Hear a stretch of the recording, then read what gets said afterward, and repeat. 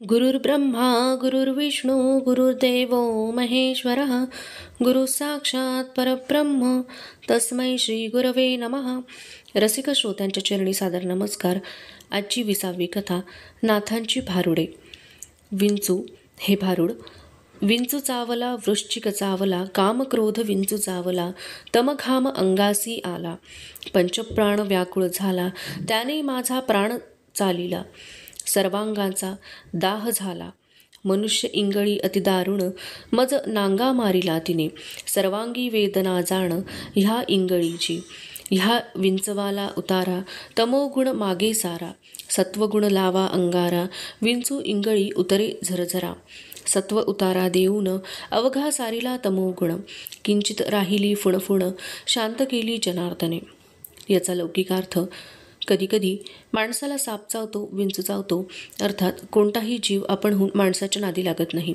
आपला पाय त्याच्या अंगावर पडण्याचे भय त्या जीवाला वाटते, म्हणून चावणे, डंख मारणे ही क्रिया त्या जीवाकडून स्वसंरक्षणार्थ घडते.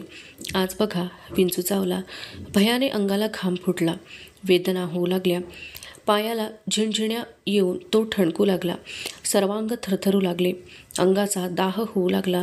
आता या वेदनेने बहुधा आपला प्राण जाणार. हा सामान्य विंचू नसावा, ही इंगळीच असावी. इंगळी म्हणजे मोठा विंचू. याचा डंख तीव्र असतो, विषही भयंकर असते. गावात एक पंचाक्षरी होता. तो विंचवाचे विष उतरवतो म्हणे. लोकांनी त्याला बोलावले. त्याने विंचू चावला त्या पायाच्या वरच्या भागाला कापडाने गच्च बांधले. मग त्याने त्याच्या जवळचा अंगारा काढला. तोंडाने काही मंत्र पुटपुटत अंगारा पायाला लावला. वेदना, झिणझिण्या, दुखणे कमी झाले. थोडीशी फुणफुण राहिली, पण तीही कमी होईल. परमार्थ हा अंतरातील विंचू आहे. कामक्रोध विंचू म्हणतात याला. यामुळे जीवाची तगमग होते. तमोगुण म्हणजेच हाव, ती माणसाला सोडत नाही.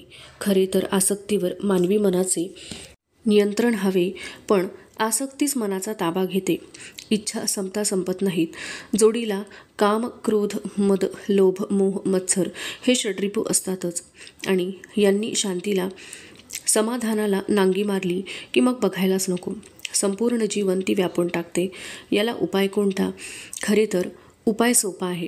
इच्छांना मर्यादा घालावी, आसक्ती कमी करावी, षड्रिपूंना थारास देऊ नये, अंगी सात्विकता येण्यासाठी नित्य देवाचे स्मरण करावे, त्याचे अनुसंधान सतत ठेवावे. आता अशा प्रकारे आपण आसक्ती कमी केली, थोडक्यात समाधान मानू लागलो, ईश्वराचे साक्षीत्व ठेवले, तरी एखाद्या वेळी एखादी इच्छा डोकेवर काढेल तेव्हा गुरूंचा आठव करावा, ईश्वराचे स्मरण करावे, मग ती इच्छाही निघून जाईल. भारुंड हा 2 तोंडांचा पक्षी, यावरून भारूड हा शब्द निर्माण झाला. या काव्यामधून 2 अर्थ प्रकट होतात. श्री ल रा पांगारकर यांच्या मते भारूड म्हणजेच बहुरूढ गीते, लोकमानसात रुजलेली गाणी. आचार्य विनोबा भावे यांच्या मते भारलेले गुढ ज्यामधून व्यक्त झाले आहे ते भारूड. एकनाथ महाराजांची भारुडे ही सर्वार्थाने परिपूर्ण आहेत. लोकांचे रंजन करता करता त्यांना आध्यात्मिक विचार ते देतात. ही शर्करा व गुंठित गोळी आहे. मुखात घातली की गोड, पण उदरात विरघळली की कडूझार आणि म्हणूनच अत्यंत गुणकारी. नाथ महाराजांची भारुडे आजही लोकांना तितकीच आवडतात.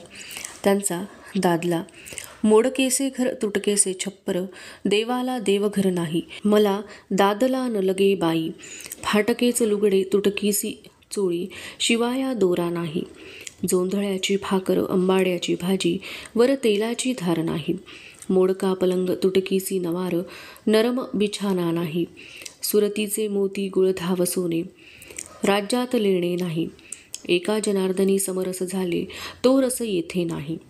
याचा लौकिक अर्थ, लग्न होऊन सासरी आले, बघते तर गळक्या छपराचे घर, जमिनीला पोपडे आलेले, भिंती ओबडधोबड, देवघर तरी स्वतंत्र असेल, त्या देवांची एका कोनाड्यात व्यवस्था, घरात 18-20 दारिद्र्य, काय करायचे लग्न, काय करायचा नवरा, त्यापेक्षा नवरा नसलेलाच बरा. अहो, अंगावर धड कपडे तरी फाटके लुगडे आणि तुटकी चोळी, सुई दोरा घ्यावा, शिवून टिपून वापरावेत कपडे. असे म्हटले तर शिवायला दोराच नाही. जेवणाचा थाट तरी काय म्हणता.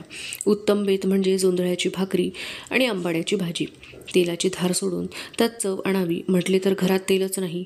विश्रांती घ्यावी तर पलंगही मोडका. काथ्या तुटलेला मऊ बिछानाच नाही, अंगावर सोन्याचे दागिने घालावेत, जर शेजारी पाजारी मिरवावे तर त्यांना पत्ताच नाही. थोडक्यात लग्न करून दादला करून काही उपयोग नाही. याचा परमार्थ वास्तविक छान मानवी जन्म लाभला, मानवी देह मिळाला. त्या देहात एक सुंदर चैतन्य स्वरूप आत्मा आहे. त्या आत्म्याने देहाला असलेल्या इंद्रियांवर ताबा मिळवावा. ब्रह्मचर्य, गृहस्थ, वानप्रस्थ, संन्यास अशा 4 आश्रमात विभागलेला जीवनकाल. त्या आश्रमधर्मातील कर्म संपन्न करावे. ही कर्मे संपन्न करत असताना मानवी जीवनाच्या हेतूंविषयी अज्ञान असते. मग मन मोहात गुंतते. देहासाठी खाणे, खाण्यासाठी राबणे इथवर ठीक आहे, पण इतकेच ठीक नाही. या कर्मात फलाशा किती आणि कर्तव्य भावना किती याचा विचार ज्याचा त्याने करावा. भरपूर संपत्ती, अनेक बंगले, बंगल्यावर समोर गाड्या घोडे, घरात नोकर चाकर, दासदासी, अंगावर सोने, ते सोने घालून शेजारिणी पाजारिणींमध्ये मिरवणे, खरोखर यात दीर्घकालीन आनंद आहे? नाती आहेत, स्नेह नाही. घरात खूप लोक आहेत, पण एकमेकात प्रेम नाही. सुंदर देह प्राप्त झाला आहे, त्यात एक मन आहे, पण त्या मनात देवाला स्थान नाही. मूलतः मानवी जन्मच जन्ममुक्त होण्यासाठी आहे. या जन्मात येणारी कर्तव्य कर्मे करावेत आणि जमेल तितकी ईशभक्ती करावी. भक्ती रसासारखा रसोत्तम नाही. या रसाने परिपूर्ण जीवनच सफल जीवन होईल. एकनाथांची अंबा ही रचना. सत्वर पावगे मला भवानी आई रोडगा वाहीन तुला. सासरा माझा गावी गेला तिकडेच खपवी त्याला. सासू माझी जाच करती लवकर निर्दाळी तिला.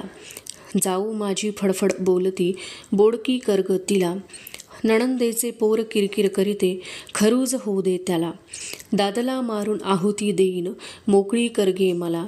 एका जनार्दनी सगळेच जाऊ दे एकटीच राहू दे मला. याचा लौकिक अर्थ. रोडगा म्हणजे तुपातला कणकेचा भाजलेला गोळा. सून अंबामातेला प्रसन्न करून घेण्यासाठी तिला रोडगा वाहते आहे. हा रोडगा तिच्या चरणी अर्पण करून ती अंबामातेला प्रसन्न करून घेते.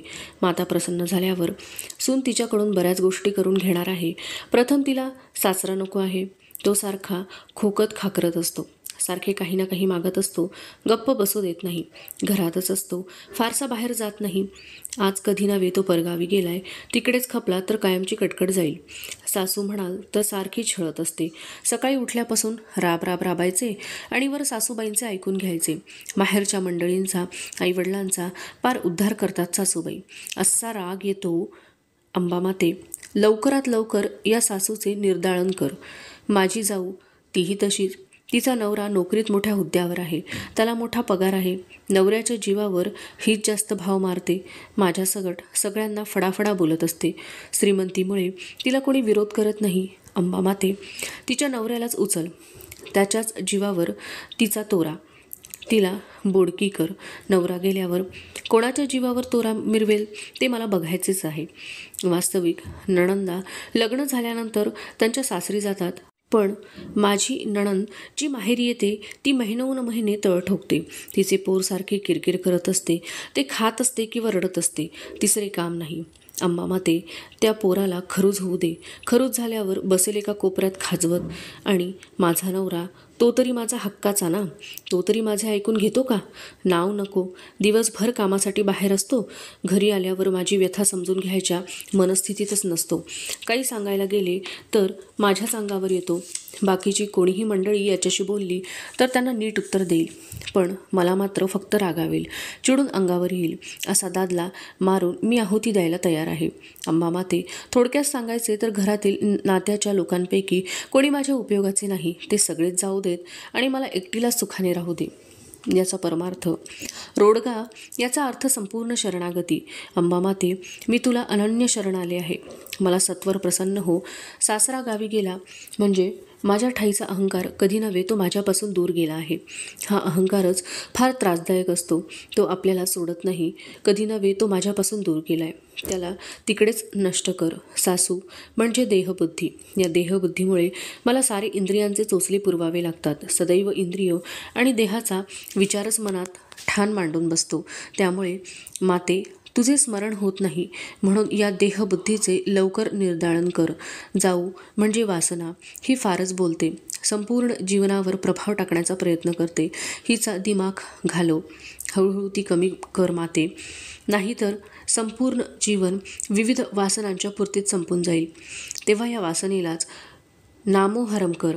नणंदेचे पोर म्हणजेच आशा, इच्छा, आसक्ती यांची किरकिर, सदैव मागणी सुरू असते. जीवनभर ती थांबत नाही. यावरही मनाचे नियंत्रण हवे. संयमाची चौकट हवी. आप्तांवर प्रेम जरूर करावे, त्यांच्या बाबतीत पूर्ण गुंतून पडू नये. सारी नाती तात्पुरती असतात. दादला नवरा म्हणजे भ्रम. एखाद्या गोष्टीबाबत महत्त्वाकांक्षा बाळगणे म्हणजे अशाश्वताच्या मागे लागणे. अंबा माते, या सर्वच गोष्टी जाऊ देत. मानवी जन्म ज्या ध्येयासाठी आहे त्या ध्येयाच्या मार्गावरून म्हणजेच साधनेच्या मार्गावरून मला जाऊ दे. त्यासाठी एकटी राहून मन एकाग्र करून तुझ्या भक्तीत रममाण होऊ दे.